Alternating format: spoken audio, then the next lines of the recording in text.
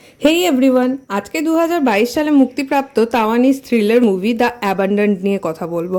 তার আগে যদি তোমরা চ্যানেলে নতুন হও তবে সাবস্ক্রাইব করে দিতে ভুলো না।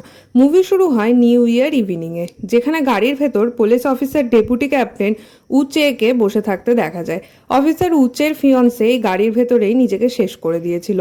তারপর থেকে কখনোই উচে তাকে ভুলতে পারেনি। গাড়িতে লেগে থাকা রক্তের দাগ কখনো তাকে ভুলতেও দেয়নি। তাই 2018 সালের এই নিউ ইয়ার ইভিনিংয়ে সে একইভাবে নিজেকে শেষ করে দেবে আর একাকিত্ব থেকে অনেক দূরে চলে যাবে ঠিক করে। কিন্তু ভাগ্য তো অন্য পরিকল্পনায় ছিল। একদল টিনেজাররা সেদিন সেই এলাকায় একটা মেয়ের লাশ দেখতে পায়। এরপর ভয়তে তারা উচের গাড়িতে লাফিয়ে পড়ে সাহায্যের আশায়। জীবন এবার অন্যদিকে মোড় নেয়। ডেপুটি তার নতুন পার্টনার শ্যাংয়ের সাথে মৃতদেহের তদন্ত শুরু করলে পুলিশের কাছে এক অজ্ঞাত ব্যক্তি কল করে জানায় যে এই লাশটি এক থাই মাইগ্রেন্ট ওয়ার্কারের, যার নাম ছিল ওয়ারি নাফো। সে আরও বলে যে নাফো 2018-র 26শে ডিসেম্বর থেকে মিসিং ছিল। এবার ঘটনা আরও এগোলে আমরা বুঝতে পারি যে প্রতিদিনই শহরে প্রচুর মাইগ্রেন্ট ওয়ার্কার্সরা আসে কাজের খোঁজে, যাতে তারা দুটো টাকা ইনকাম করে বাড়িতে পাঠাতে পারে। ওয়ারি নাফো তাদের মধ্যে একজন ছিল। সে যখন তাইওয়ানে কাজের খোঁজে আসে তার দেখা হয় ইয়াংশু নামের এক ছেলের সাথে। ইয়াংশু এইসব মাইগ্রেন্ট ওয়ার্কারদের জন্য জালি ডকুমেন্টস তৈরি করে দিত, যেটা কিন্তু অবশ্যই ইললিগাল, প্লাস তাদের কাজও জোগাড় করে দিত যাতে তারা নতুন দেশে এসে একটা নতুন জীবন পায়। ওয়ারির ক্ষেত্রে ব্যাপারটা একটু অন্যরকম ছিল, কারণ ইয়াংশুকে ওয়ারি ভালোবেসে ফেলেছিল। তারা দুজন একটা সম্পর্কেও ছিল, কিন্তু ইয়াংশু এর সম্পর্কের ব্যাপারে একটু আনশিওর ছিল। যাই হোক, এর মধ্যেই ওয়ারির পরিচয় হয় ম্যাংকং নামের এক থাই মাইগ্রেন্ট ওয়ার্কারের সাথে, যে 10 বছর ধরে পুলিশের চোখ ফাঁকি দিয়ে পালিয়ে বেড়াচ্ছে। আর সম্ভবত পুলিশকে যে অজ্ঞাত ব্যক্তি ওয়ারির পরিচয় দিতে কল করে সেটা ম্যাংকংই ছিল। একদিন হঠাৎ ম্যাংকং এর বস নিজের ওয়ার্কশপে ওয়ারির বডি খুঁজে পায় আর ম্যাংকংকে বডিটা তাড়াতাড়ি পুঁতে ফেলতে বলে, কারণ পুলিশ ইনভলভ হলে তাদের ইল্লিগাল কাজকামও সামনে চলে আসবে। ম্যাংকং ওয়ারির বডি নদীতে ফেলার আগে তার হাতের পায়ের হ্যান্ডকাফগুলো কেটে পুলিশকে পাঠায়, যাতে পুলিশ আসল খুনিকে ধরতে পারে। প্রথমে পুলিশ বুঝতে পারে না ম্যাংকং তাদের কি বলতে চাইছে, কিন্তু পরে তারা মনে করে ইয়াংশু নিজেই খুনটা করেছে, কারণ মেবি ওয়ারি আর ম্যাংকং ক্লোজ হয়ে গিয়েছিল আর সে এটা নিয়ে জেলাস ছিল। তো মেবি সে খুন করে দোষ ম্যাংকং এর ওপর চাপানোর চেষ্টা করছে। ইতিমধ্যেই ওয়ারির বোন স্যাপিনি নাফো কিন্তু এদেশে চলে আসে নিজের দিদিকে খোঁজার জন্য। সে এসে ইয়াংশুর বাড়িতে থাকতে লাগে ও তাকে জিজ্ঞাসাবাদ করতে থাকে। অন্যদিকে পুলিশ ম্যাংকং এর কল হিস্ট্রি চেক করলে সাপিনি নাফো, ইয়াংশু আর ইয়েতি নামের আর এক ইন্দোনেশিয়ান মাইগ্রেন্ট ওয়ার্কারের খবর পায়। এদের সবার সাথেই ম্যাংকং মাঝে মধ্যে ফোনে কথা বলতো। পুলিশ এবার প্রশ্ন করার জন্য ইয়াংশুর কাছে এলে সে ওয়ারিকে চিনতেও অস্বীকার করে। এর কারণ ছিল মূলত দুটো।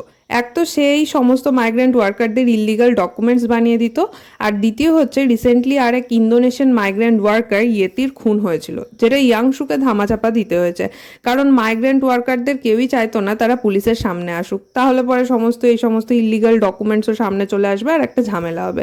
তবে একটা জিনিস স্পষ্ট হচ্ছিল যে কিলার সেই সব মাইগ্রেন্ট মহিলাদের টার্গেট করে যাদের খোঁজ খবর নেওয়ার মতো কেউ এদেশে নেই। এরপর কিলার ভিকটিমের ফোন থেকে যে তাকে কাজ দিয়েছে তাকে কল করে বডি লোকানোর কথা বলে। আর যেহেতু তারা ইললিগালভাবে মাইগ্রেন্ট ওয়ার্কারদের কাজ দেয়, তাই পুলিশের ভয়ে তারা বাধ্য হয়ে বডি লুকিয়েও ফেলে। এছাড়াও কিলার ভিকটিমের ফোন থেকেই কল করে পরবর্তী শিকারকে জালে ফাঁসাতো। ইনভেস্টিগেশন করতে করতে পুলিশ এটাও বোঝে যে এই কিলার মানুষকে তাদের বার্থডের দিন খুন করে। ফলে এবার পুলিশের সন্দেহ হয় যে মেবি এই কিলারের নেক্সট টার্গেট হবে স্যাপ্রিন, কারণ তার বার্থডে ছিল 6 জানুয়ারি 2019-এ। তো ইয়াংশু একে একে সকলকেই চিনতে অস্বীকার করে। এরপর বাড়ি ফিরে ইয়াংশু সাইপিনকে জানায় যে পুলিশ তাদের ওপর সন্দেহ করছে, তো সে আর সাইপিনকে নিজের কাছে রাখতে পারবে না। ইয়াংশু নাফোকে নিজের এক বন্ধুর সাথে তার বাড়ি চলে যাওয়ার কথা বলে। এরপর সে গাড়ি নিয়ে বেরিয়ে পড়ে ম্যাংকং এর উদ্দেশ্যে, কারণ তার মনেও অনেক প্রশ্ন ছিল, যেমন এই ঘটনায় ম্যাংকং এর সম্পর্ক কি, বা ম্যাংকং ওয়ারিকে খুন করেছে কিনা ইত্যাদি। কিন্তু মাঝ রাস্তায় সে রিয়েলাইজ করে পুলিশ তাকে ফলো করছে। কোনো রকমে সে ম্যাংকং এর কাছে যায় ও তাকে প্রশ্ন করতে থাকে যে সে খুন করেছে কিনা। ম্যাংকং তো খুন করেনি, সেটা আমরা আগেই জানি, কিন্তু সে প্রচুর ভয় পেয়েছিল। এর ওপর পুলিশ সেখানে পৌঁছে গেলে ম্যাংকং আরও ভয় পেয়ে যায় ও পালাতে থাকে। এক পর্যায়ে ইয়াংশু আর 2 অফিসার মিলেও ম্যাংকংকে সামলাতে পারে না, আর ম্যাংকং নিজেকে সবার সামনে গুলি করে শেষ করে দেয়। এরপর ইয়াংশু উচেকে ইয়েতির কথা জানায় ও যেখানে সেই ইয়েতিকে পুঁতে রেখেছিল সেখানে নিয়ে গিয়ে ইয়েতির বডি আবার বের করে আনে। এরপর সে আরও বলে যে ম্যাংকং এর কাছেও ওয়ারির খবর নিতেই সে মূলত গেছিল, কিন্তু ম্যাংকং তাকে জানায় যে খুনটা সে করেনি, বরং তার বস তাকে বডিটা লুকিয়ে ফেলার অর্ডার দেয়, ঠিক যেমনটা ইয়াংশু সাথে হয়েছে। মানে কিলার এই ওয়ার্কারদের উইকনেসের সুযোগ নিচ্ছিল, নিজে খুন করে ওয়ার্কার্সদের দিয়ে সেটাকে লোকানো করাচ্ছিল, কারণ ওয়ার্কার্সরা কখনোই পুলিশের কাছে যেতে সাহস পাবে না। ম্যাংকংও সাহস পায়নি, বাট দূর থেকে পুলিশকে ইনফর্ম করার চেষ্টা করেছে। এই কিলার কিন্তু মেয়েদের হার্ট শরীর থেকে কেটে বের করে নিত আর তাদের রিং ফিঙ্গার কেটে নিত। এনিওয়েজ, পুলিশ তো প্যাটার্ন দেখে বুঝতেই পারে যে কিলারের নেক্সট শিকার সাইপিন হতে যাচ্ছে। সাইপিনকে তো ইয়াংশু নিজের এক ফ্রেন্ডের সাথে পাঠিয়ে দিয়েছিল, বাট এইবার খোঁজ করতে গিয়ে পুলিশ জানতে পারে যে একটা কল পেয়ে সে সেখান থেকে, মানে যে বাড়িতে তার থাকার কথা সেখান থেকে বেরিয়ে চলে যায় আর ফিরে আসে না। কলটা অবশ্যই সেই সিরিয়াল কিলারই করেছিল, ঠিক যেভাবে সে নিজের শিকারকে ফাঁসায়। এবারে পুলিশ সিসিটিভি ফুটেজ চেক করা শুরু করে, কারণ সাইপিনকে তার ফ্রেন্ড গাড়ি করে নিজের বাড়ি নিয়ে গিয়েছিল। এবারে পুলিশ বুঝতে পারে যে কিলার ইয়াংশু এর বন্ধুর গাড়ির লাইসেন্স প্লেট ইউজ করছে, মানে সেম নাম্বারের, সেম কালারের, সেম মডেলের গাড়ি ইউজ করছে, যাতে সবাই ইয়াংশু এর ফ্রেন্ডকেই সন্দেহ করে। সেই ডুপ্লিকেট গাড়ির খোঁজ শুরু হলে ফাইনালি তারা গাড়িটা পেয়ে যায়, আর গাড়ির ভেতর পুলিশ একজনের আইডি খুঁজে পায়। অপরদিকে দেখা যায় সাইপিনের হাত পা মুখ বেঁধে কিলার তার সামনে মোমবাতি জ্বালিয়ে কেক নিয়ে আসে। এবার রিভিল হয় কে এই কিলার। আসলে ইয়াংশু তো ইলিগাল ডকুমেন্টস বানাতো, তো তার টিমে একজন ফটোগ্রাফারও ছিল যে এই ওয়ার্কার্সদের ফটো তুলে দিত। সেই ফটোগ্রাফারই হলো সিরিয়াল কিলার। যেহেতু তার কাছে ওয়ার্কার্সরা ছবি তুলতে আসতো, তো খুব সহজেই সে ফিমেল ওয়ার্কার্সদের ইনফরমেশনও পেয়ে যেত। এরপর তারা সেই ডুপ্লিকেট গাড়ির কাছে দাঁড়িয়ে ব্যাকআপ টিম আর অ্যারেস্ট ওয়ারেন্টের ওয়েট করতে থাকে। কিন্তু তখনই সেখানে ফটোগ্রাফার অন্য একটি গাড়ি নিয়ে আসে ও পুলিশ দেখে পালাতে থাকে। অনেক ধাক্কাধাক্কি মারামারির পর তারা ফটোগ্রাফারকে অ্যারেস্ট করতে পারে, বাট এই ধস্তাধস্তিতে শ্যাং আহত হয়। তাকে দ্রুত হসপিটালে নিয়ে যাওয়া হলে পরে সে সুস্থ হয়ে যায়। কিলারকে বারবার সাইপিন কোথায় জানতে চাওয়া হলেও সে কিছুই বলে না, উল্টে তাকে স্টুডিওতে নিয়ে যেতে বলে। স্টুডিওতে নিয়ে তো সবার একেবারে চোখ কপালে উঠে যায়, কারণ সমস্ত মেয়েদের টর্চার করে তাদের ছবি দেওয়ালে টাঙিয়ে রাখা, হার্ট ও রিং ফিঙ্গার কেটে প্রিজার্ভ করে রাখা, এসব দেখে ইয়াংশু চিৎকার করে কাঁদতে থাকে। নিজের ভালোবাসার মানুষের সাথেও এমন হয়েছে সে মেনে নিতে পারে না। রাগে ফটোগ্রাফারের গলা চেপে ধরে, কিন্তু সে মরে গেলে তো সাইপিনকে কখনো পাওয়া যাবে না, ফলে ইয়াংশু এর পায়ে গুলি করে সে ইয়াংশুকে থামায়। এবার জানা যায় কেন সে এমন করতো।